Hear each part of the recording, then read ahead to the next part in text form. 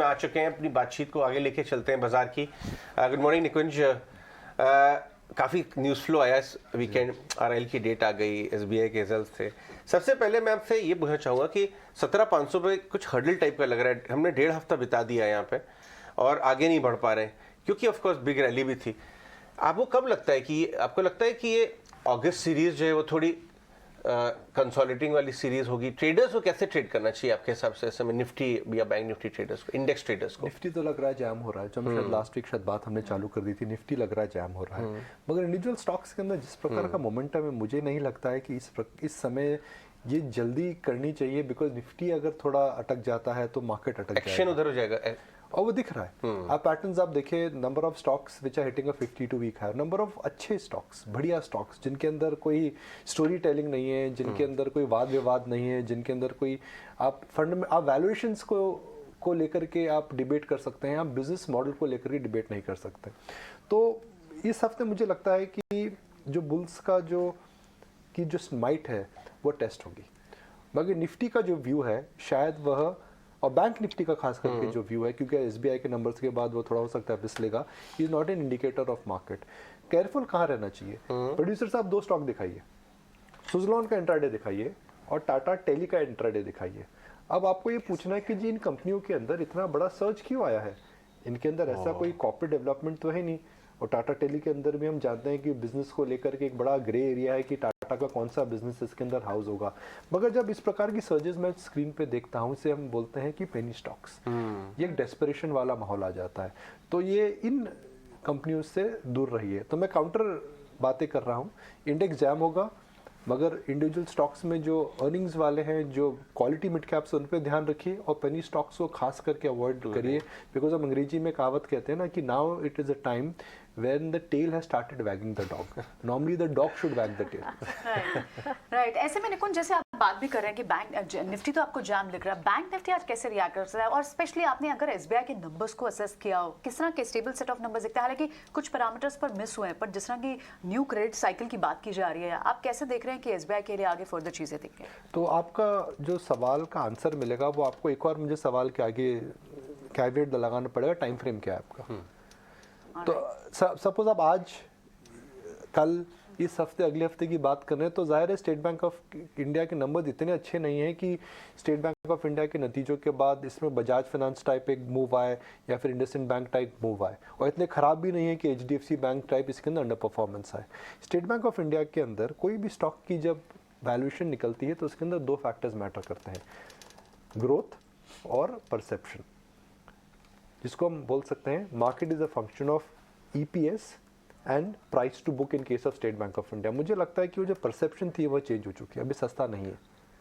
अब HDFC bank और ICICI bank के अंदर बहुत बड़ा गैप नहीं है, तो परसेप्शन री रेटिंग हो चुकी है। मगर अगर अब एसबीआई आपके पास पोर्टफोलियो में है तो मैं सरप्राइज नहीं हूँगा कि ये इस बुल मार्केट के अंदर अगले 3 साल में 1000 रुपये तक पहुँच जाएगा। इसलिए लग रहा है बिकॉज इसका जो बैंकिंग बिजनेस है उसके अंदर हर प्रकार की ग्रोथ दिख रही है। इसकी सब्सिडीज़ हैं वो पौ 12-25, हिंदी में हम कहावत बोलते हैं, पौ 12-25 उस तरह से चल रही हैं। हर क्षेत्र में यह एक मार्केट लीडर है। इंश्योरेंस में मार्केट शेयर इंटैक्ट है, इनका म्यूचुअल फंड के अंदर मार्केट इंटैक्ट है, इनका क्रेडिट कार्ड के अंदर मार्केट इंटैक्ट है, म्यूचुअल फंड की लिस्टिंग होने वाली है, मैनेजमेंट के अंदर एक नई शार्पनेस आ रखी है। एक कंपनी थी जिसके अंदर केवल सोशल ऑब्लिगेशंस होते थे, अब इस कंपनी के अंदर शेयर होल्डर को लेकर के कमिटमेंट्स आ रहे हैं, कैपिटल को लेकर के काफ़ी प्रोटेक्टिव हो चुके हैं। इसके अंदर प्रॉब्लम यह है कि foreign institutional investor typically SBI नहीं लेता है। क्यों नहीं लेता वो कभी हम राम कहानी पे बात करेंगे, मगर क्योंकि अभी जो रुख है वो एफआई की वजह से आ रहा है, तो उसमें हो सकता है एसबीआई अंडर परफॉर्म करे। लेकिन निवेशक के लिए अच्छी खबर है, ट्रेडर के लिए थोड़ा अटक सकता है। प्राइस टारगेट मुझे जो लगता है 1000 रुपये अपने 3 साल में डबल, तो कोई बहुत बड़ी बात नहीं है अजय। देखिए कैसे मैंने निकाला वो price target, it is a function of growth. क्या स्टेट बैंक ऑफ इंडिया अपने आरओए पे काम कर सकता है? क्या स्टेट बैंक ऑफ इंडिया एक क्रेडिट साइकिल में पार्टिसिपेट करेगा? क्या credit state Bank of India की सब्सिडीज को लेकर के बुक वैल्यू एक्सपैंड होगी? और अगर स्टेट बैंक ऑफ इंडिया इस प्रकार से ग्रो करेगा तो इसका price to book ICICI bank से थोड़ा सा नीचे रहना चाहिए, ज़्यादा नीचे नहीं रहना चाहिए। कुछ कंपनीज होती हैं जिनके अंदर हम बोल सकते हैं कि जो पीएसयू टैग है वह शायद एक एक अननेसेसरी बैगेज है। और स्टेट बैंक ऑफ इंडिया उन चुनिंदा PSUs में है, खारा साहब सुनिए, उन चुनिंदा PSU में है जो मुझे लगता है कि डेमोन्स्ट्रेट कर रहा है। नहीं निकुंज, आप सही भी कह रहे हैं, क्योंकि post mix set of numbers भी ब्रोकरेज रिपोर्ट्स जो हैं वो अभी फिलहाल पॉजिटिव है, आपकी खरीदारी की राय ही बता रही है। लेकिन टेलीकॉम स्पेस ये भी फोकस में है, भारती एयरटेल के नंबर्स पर नज़र है सबकी। क्या सब्सक्राइबर एडिशन के जो डेटा आते हुए दिखेंगे या फिर टैरिफ हाइक का इम्पैक्ट है, क्योंकि अनुमान तो यही है कि नतीजे पॉजिटिव रहेंगे, इस पर आपकी राय देखिए क्या है? भारती ने डिसअपॉइंट करा है। किसी भी आंकड़ों को मैं देखूं, अगर stock performance versus the opportunity and versus covid rerating, Bharti frankly has disappointed. अगर आप मेरे से पूछा, अब 1 साल का ग्राफ देखिए, आप 2 साल का ग्राफ देखिए, किस प्रकार से चेंजेस हुए हैं उस सेक्टर को लेकर के। मगर भारती का जो स्टॉक है उसने मेरे हिसाब से डिसअपॉइंट करा है।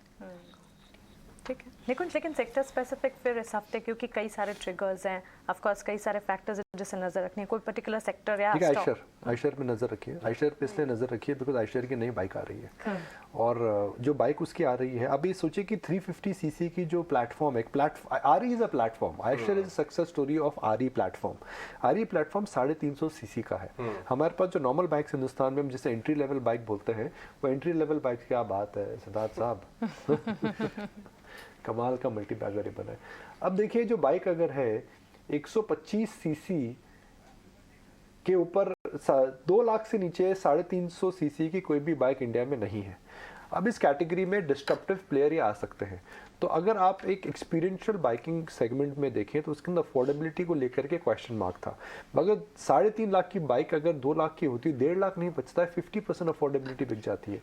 तो थोड़े बहुत फीचर्स को अगर आप चेंजेस करके अगर इस मार्केट में एक नया मार्केट क्रिएट कर सकते हैं, तो can Eicher be a company which will now and up creating a new category in 350 CC. देखिए, हीरो मोटर कॉर्प ने एक कैटेगरी क्रिएट करी थी। Correct. बजाज ने आकर के 110 सीसी की कैटेगरी क्रिएट करी थी। Alright. आरई जो है वो छोटी कैटेगरी है, 50-60 हज़ार बाइक्स बिकती है महीने की, पर एक कैटेगरी लीडर है। क्या ये नीचे आकर के नई कैटेगरी क्रिएट कर सकते हैं? Alright. निकुंज, कैटेगरी की बात तो करें तो प्रियंका, एक और कैटेगरी आजकल एनर्जी स्पेस में आ गई है, न्यू एनर्जी, ग्रीन एनर्जी। और over the weekend Mukesh Ambani की कमेंट्री आई एनुअल रिपोर्ट में, एजीएम की डेट आई, उस पर नजर है आपकी? देखिए, इंस्टीट्यूशनल इन्वेस्टर को इससे फर्क नहीं पड़ता है। मगर कई कंपनियों की एजीएम आती है, खत्म हो जाती है, मगर रिलायंस की जो एजीएम है वो एक कमाल की एजीएम होती है। बिकॉज भले वो मुकेश अंबानी हो या फिर धीरू भाई अंबानी हो, इन्होंने एजीएम को एक हमेशा फोरम यूज करके बड़े अनाउंसमेंट्स करें। तो क्या मुकेश अंबानी साहब कोविड के बाद इस बार नॉर्मल एजीएम करेंगे? मैं तो उस बात को लेकर के सबसे ज़्यादा उत्साहित हूँ, बिकॉज 2.5 साल 3 एजीएम्स हो चुकी हैं जो कोविड के बाद 3 हो गई ना अजय। निकुंज, बट अनफॉर्चुनेटली यही मुझे बहुत ज्यादा डिसअपॉइंटमेंट हुआ जान के कि वर्चुअल एजीएम है। अच्छा, डिसीजन आ गया, शायद वो मिस कर गया। वर्चुअल एजीएम है। अच्छा, नहीं, मैं उम्मीद कर रहा था कि कमेंट्री में क्या नया आ सकता है। देखिए, मेरे हिसाब से नया अनाउंसमेंट मुझे उम्मीद नहीं लगती है, बिकॉज जो नया अनाउंसमेंट रिलायंस जब कोई अनाउंसमेंट करता है, मेगा अनाउंसमेंट करता है, और मेगा अनाउंसमेंट इन्होंने लास्ट एजीएम में कर दिया था। मगर लोग क्या जानना चाहेंगे, भाई आप सक्सेशन को लेकर के कुछ और हिंट दे सकते हैं क्या? Because Reliance AGM is never routine affair. It is not like कुछ ग्रीन एनर्जी पे बाजार को उम्मीद है शायद, और हिंट्स की कि क्या वैल्यू सक्सेशन को लेकर के क्या कुछ आ बिल्कुल सकता सही है। बात। मुझे लगता है सक्सेशन को लेकर के क्या आ सकता है। क्या ईशा अंबानी, आकाश अंबानी को देकर के एजीएम में हिंट आएगा कि भाई ओनरशिप और सक्सेशन में हम कुछ चेंजेस कर रहे हैं? राइट, वेरी क्विकली एक लास्ट क्वेश्चन आपसे निकुंज, ये जो न्यू एज स्टॉक्स के नंबर्स आए हैं, चाहे पेटीएम हो, लॉस वाइडेंड हुआ है, नाइका के नंबर्स, आपने इन स्टॉक्स को एनालाइज किया हो तो इस पर आपकी कोई रीडिंग हो? देखिए, सब प्रमोटर्स को समझ में आने लगा है कि भैया शेयर बाजार और पब्लिक मार्केट अलग अलग है। जोमेटो जैसी कंपनी ने एक सेल्फ इंस्पेक्शन करके बोला है कि हम पार्ट 2 प्रॉफिटेबिलिटी में जाएंगे। पेटीएम के अंदर भी आप देखें तो पेटीएम के अंदर हालांकि लॉस बढ़ा है, मगर loss is a function of इनका जो बिजनेस बढ़ रहा है। ये लॉस मेकिंग बिजनेस है, जितना ज़्यादा बिजनेस करेंगे आपका लॉस उतना ज़्यादा बढ़ेगा। मगर क्या percentage of business has gone higher versus the percentage of loss, उसके अंदर मैं देख रहा था दैट लॉस मेकिंग, हालांकि बिजनेस ग्रो कर रहा है मगर तो लॉस जो है इसका कम आ रहा है, तो वो एक अच्छी बात है। नाइका के नंबर अच्छे हैं, नाइका एक आउट परफॉर्मिंग स्टॉक है, और क्योंकि अभी हम देख रहे हैं कि इस पूरे सेक्टर के अंदर उछाल आ रहा है, तो I will not be surprise that Nykaa today becomes out performer. Jhunjhunwala साहब की फोटो दिखाई जी आपने, अकासा वाली लॉन्च हुआ, लेटेस्ट साहब दिखाइए, अकासा का लॉन्च था। राकेश जी काफी दिनों के बाद, समय के बाद पब्लिक प्लेटफॉर्म में आए, इंटरैक्ट कर रहे थे।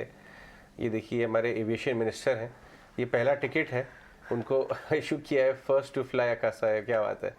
ये देखिए, चेयर में बैठे हैं, उनका स्वास्थ्य कुछ दिनों से नहीं ठीक चल रहा है, लेकिन अब काफी बेटर लग रहा है, इसीलिए पब्लिक बहुत अच्छी बात है कि एंडोर्समेंट है पब्लिक प्लेटफॉर्म पे बैक इन पब्लिक लाइफ। मैं हमेशा उम्मीद करूंगा कि अच्छे सेहत पे ध्यान रखिए, थोड़ा हेल्थ को लेके कंसर्न जरूर थी, but it's good to see that अभी भी वो एयरलाइन जैसे बिजनेस को देख करके कैसे पैशनेट है। उनके साथ उनके बड़े भाई भी खड़े हुए हैं जो सफेद सफारी में है, उनका नाम है राजू झुंझुनवाला। तो एक अच्छी बात यह है कि नई एक एयरलाइन आ रही है, एक नई एयरलाइन का हिंदुस्तान में आना माने रखता है, when the airline is backed by a very large investor. तो एक ये बड़ी बात है, नॉन लिस्टेड है तो इतना देखने को नहीं मिलेगा। आई डोंट थिंक ये इंडिगो और स्पाइस जेट को अभी कम्पीट या कंपटीशन क्रिएट करेंगी, but the fact that India में एक नई एयरलाइन आ रही है कंज्यूमर्स के लिए अच्छी बात है, चीपर रेट्स मिल रहे हैं कंज्यूमर के लिए, उस तरह से अच्छी बात है। चीपर तो आई डाउट इट, बट एक नई एयरलाइन आ रही है, बहुत अच्छी बात है। एक नया एक्सपीरियंस होगा। चलिए निकुंज, बहुत शुक्रिया इन सारी चीजों के बारे में बात करने के लिए।